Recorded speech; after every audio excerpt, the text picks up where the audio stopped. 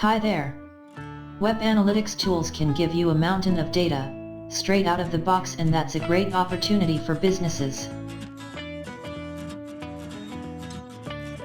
But in order to really make use of all that data, it's important to make sure you're measuring progress toward your own particular goals. That means you'll want to customize your analytics a bit, to make sure you're tracking things that really matter to you. Seeing some examples of goals and conversions, and looking at why it's important to create them, will help you figure out what yours should be.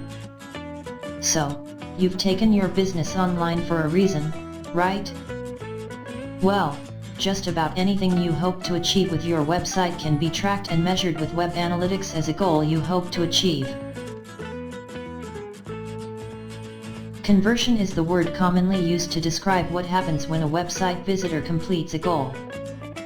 And by now, you know that web analytics tools have the ability to break down loads of data about your visitors and what's happening on your site to give you information that can help you get more of those conversions. Let's use the example of a guest house to see just how important goals and tracking conversions can be. Say you sign into your web analytics tool and start looking at numbers. First, you notice that the guest house website had 10,000 visitors last month.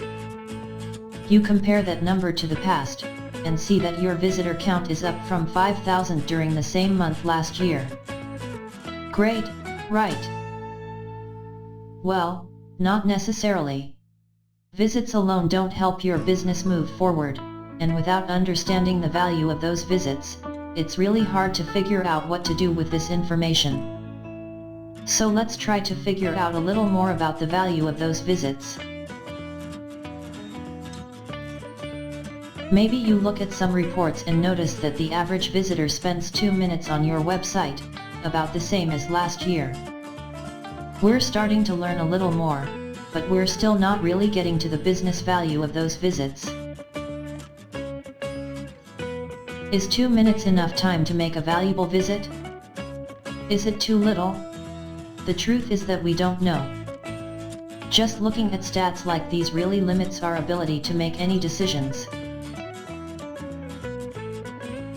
What we need is data that can very clearly show the value of these visits to the business. With that data, you can start to really use your web analytics tool to show you things you can do to constantly improve. And that brings us back to the very basics of what it is we want to achieve online.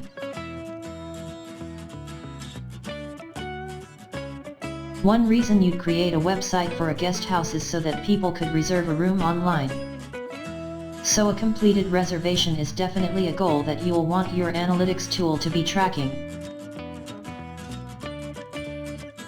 That's one down. But what other goals might your guest house have? What else can people do that is valuable to your business? Well, maybe you want people to know where to find you. How would you set up an analytics tool to measure that? Well, maybe visiting the page on your site with a map and directions would be something you could consider a goal and configure that as a conversion. Or maybe you want people to sign up for your email newsletters so that you can send them special offers and keep them up to date with improvements you're making.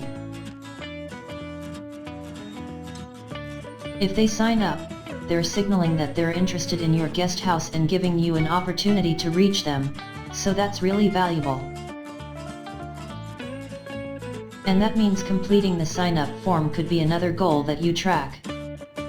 There are all kinds of goals you can find that can be tracked as conversions inside web analytics and show you the real value of what's happening on your website.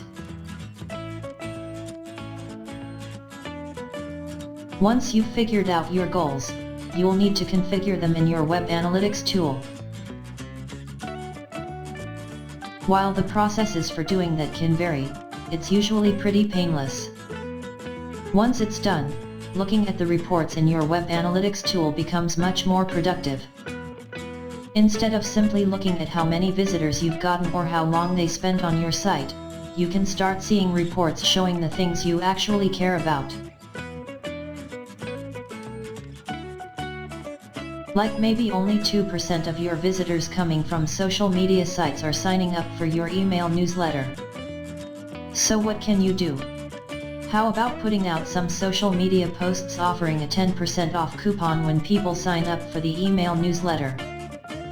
Or maybe you find out that your reservation rate jumps from 3% up to 6% on weekends. Your next step? You adjust your advertising campaigns to advertise more heavily over the weekend, when people are more likely to take action. If you're thinking this is all starting to come together, then you're getting the hang of what web analytics tools can do for you. Just remember, you'll get the most out of these tools when you use them to measure your specific goals. Now go forth and analyze. Thank you for watching. Subscribe to our channel.